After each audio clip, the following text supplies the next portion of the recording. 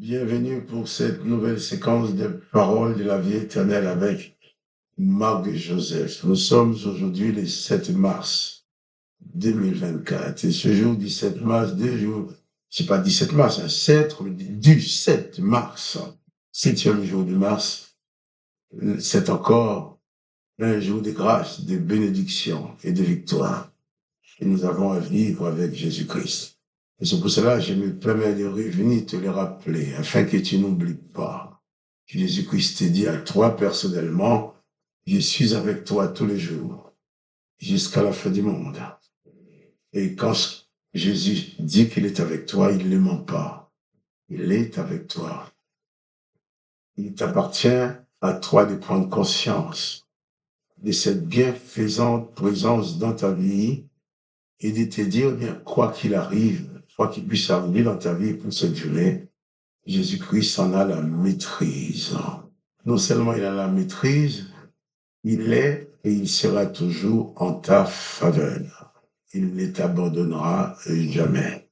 En parlant ainsi, je me souviens de ce passage qui nous raconte les disciples de Jésus qui étaient dans la barque sous le lac de Galilée ou de Tibériade, comme vous voulez, et la tempête s'est déchaînée sur la barque et les disciples étaient en train de se plonger dans la peur, dans la terreur, quand ils ont vu Jésus avancer, marchant sur l'eau. Là, ils ont eu encore très peur, disant, c'est un fantôme, qu'est-ce qu'il nous faut encore? Qu'est-ce qui nous arrive encore? Et la voix de Jésus qui va leur dire, rassurez-vous, c'est moi, n'ayez pas peur. Alors, il veut te faire entendre cette voix aussi aujourd'hui, la voix de Jésus, qui te dit, rassure-toi, c'est moi Jésus, je suis là, n'aie pas peur. Écoute donc la voix de Jésus qui te rassure. Prends donc conscience que Jésus, selon sa promesse, est avec toi. Ce qui va te permettre de bannir la panique, qui va permettre de te dire comme d'habitude, pas de panique. Jésus-Christ est avec toi. Il faut bannir la peur. Et pour parvenir à bannir la peur, il n'y a pas d'autre solution que de réaliser que Jésus-Christ, dans sa toute puissance, est avec toi. Je ne connais pas les événements que tu vas rencontrer durant cette journée, mais j'ai la certitude que Jésus-Christ est avec toi. Alors, quels que soient les événements, il saura les maîtriser, mais toujours en ta faveur. Donc, je te dis encore, pas de panique. Jésus-Christ est avec toi. Sois donc en paix. Laisse la paix de Jésus-Christ s'installer dans ta vie maintenant, quels que soient les événements. Jésus-Christ dit qu'il donne la paix. Il ne la donne pas comme le monde. Car le monde donne la paix quand tout va bien. Et Jésus-Christ dit même quand tout va mal, il est capable de garder la paix, sa paix à lui, dans ton cœur, dans ta vie, sachant que lui prendra toujours soin de toi. Et c'est la personne ne peut l'empêcher. Que le nom du Père soit béni, que le nom de Jésus-Christ soit glorifié et que toi aussi tu sois béni. Je vais aussi prendre l'occasion en cet instant de prier avec toi. Je ne sais pas s'il y a quelqu'un qui a déjà prié avec toi aujourd'hui, mais moi je veux avoir le plaisir de le faire, d'adresser ma prière au Père dans le nom de Jésus-Christ en ta faveur et en communion avec toi. Tandis que je veux prier, je t'invite à prier avec moi. Toi, tu connais tes besoins. Je vais prier dans un cadre général pour toi, mais toi, tu vas exprimer en particulier chacun de tes besoins à Dieu le Père, dans le nom de Jésus-Christ. Et je sais que Dieu exauce la prière. Dieu répond à la prière. C'est pour ça que je me fais toujours un plaisir et un honneur d'adresser ma prière à Dieu, sachant il m'écoute, il nous écoute et il nous exauce. Alors que son nom soit glorifié et prions ensemble. Père, je me tiens devant toi avec mon frère, ma sœur, qui face à cette vidéo, qui écoute et qui prie avec moi. Je ne connais pas ses besoins particuliers, mais toi, tu les connais. Alors, papa, dans le nom de Jésus, je te demande de prendre soin de lui, de prendre soin d'elle. Tu connais ses besoins, ses attentes. Je te demande de venir bannir la peur, la terreur, l'inquiétude de sa vie, d'établir en elle, d'établir en lui la paix. Et toi, tu sais donner. Toi seul sais donner cette paix-là. Alors, établis la paix dans son cœur et que la peur, la panique et toute forme de déprime puisse disparaître de sa vie. Car tu maîtrises toutes choses pour lui, pour elle. Je te dis merci parce que nous pouvons compter sur toi, sur ta fidélité et sur ta toute puissance que tu manifestes et que tu manifesteras toujours en notre faveur. Merci encore, Papa, de savoir que tu réponds à cette prière que je t'adresse en faveur de mes bien-aimés, dans le nom du Seigneur Jésus-Christ. Amen. Jésus-Christ n'est jamais resté indifférent face à la détresse humaine. À chaque fois que quelqu'un se présente devant Jésus-Christ dans sa détresse, Jésus-Christ s'est toujours ému de compassion. Et sa compassion a toujours fait manifester sa toute puissance pour apporter la délivrance et la guérison. Nous allons continuer notre lecture dans l'évangile de Jean, chapitre 7, qui nous parle aussi de la puissance et de l'amour de Jésus-Christ. Et Jean 7, verset 30, il nous dit, les chefs des Juifs cherchaient donc à se saisir de Jésus, mais personne ne mit la main sur lui parce que son heure n'était pas encore venue. Nous en avons parlé hier.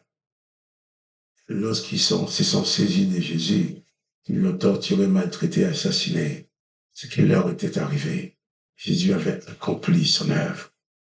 Mais là, ils l'ont pas fait parce que ce n'était pas le moment, puisque Dieu le Père maîtrise chaque instant de ta vie comme il a maîtrisé chaque instant de la vie de Jésus-Christ, son Fils unique. Verset 31. Plusieurs parmi la foule crurent en Jésus. Et ils disaient, le Christ, quand il viendra, fera-t-il plus de miracles? Et il en a fait celui-ci. La foule se pose la question. On attend le Christ, le Messie, mais quand le Messie va venir, est-ce qu'il va faire plus de miracles que Jésus? Les pharisiens entendirent la foule murmurer de lui ces choses. Alors les principaux sacrificateurs et les pharisiens envoyèrent des huissiers pour le saisir. Voilà. Les pharisiens, tandis que la foule était en admiration devant la puissance de Jésus, devant les miracles que Jésus avait accomplis, devant l'œuvre de Jésus-Christ, ils se posaient même la question, on dit qu'on attend le Messie va en faire plus que lui. Bien entendu, quand les pharisiens, les autorités religieuses qui avaient eux-mêmes le pouvoir, la notoriété, la réputation, entendu cela, ils étaient jaloux. Ils disaient, mais qu'est-ce qui va arriver si les gens commencent à croire en Jésus-Christ? Il nous dit, eh bien, ces gens-là, alors les principaux sacrificateurs et les pharisiens envoyaient des huissiers pour saisir Jésus. Alors, que dire de ces gens qui voient la gloire de Dieu se manifester en Jésus-Christ? Mais sauf pour eux, cette gloire qui s'est manifestée, c'était pas la gloire de l'Éternel des armées. Puisque pour eux, la gloire de l'Éternel des armées aurait été de condamner les pécheurs, de lapider la femme adultère, de tuer ceux qui ont fait du mal. Mais pour eux, leur gloire, c'est se mettre dans les coins de rue, dans tous les coins de rue, avec leurs vêtements sacerdotaux, pour vous montrer aux gens qu'ils sont en train de prier, pour les appeler rabbis, maîtres. Ils sont là dans tous les coins de rue, Shema, Israël, Adonai, Elohim, Adonai, Erad. Ils sont en train de faire leur prière, leur dévotion devant tout le monde. On peut dire, oui, c'est maître un tel.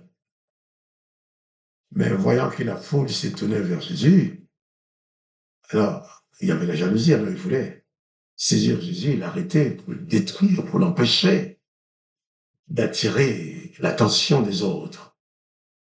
Vous savez, les hommes peuvent faire tout ce qu'ils veulent. Ils ne pourront jamais empêcher des âmes de se tourner vers Jésus-Christ. À tous ceux qui viennent à Jésus-Christ sont d'abord attirés par le Père, par Dieu le Père de Jésus-Christ. Et quand le Père les attire, il les conduit à Jésus-Christ pour les sauver. Ils veulent se saisir de Jésus, Mais Jésus va continuer son œuvre. Demain, nous lirons la suite pour voir comment Jésus va leur parler. Mais pour l'instant, je vais te dire, ne fais rien pour attirer la gloire des hommes sur ta vie. Ne fais rien non plus pour donner gloire à aucun homme. Que toute la gloire, toute ta reconnaissance puisse se diriger vers Jésus-Christ, vers Dieu le Père. Le Père de Jésus-Christ qui a envoyé son Fils unique. Il dit que Dieu a tant aimé le monde qu'il a donné son Fils unique, Jésus-Christ, afin que quiconque croit en lui ne périsse point, mais qu'il ait la vie éternelle.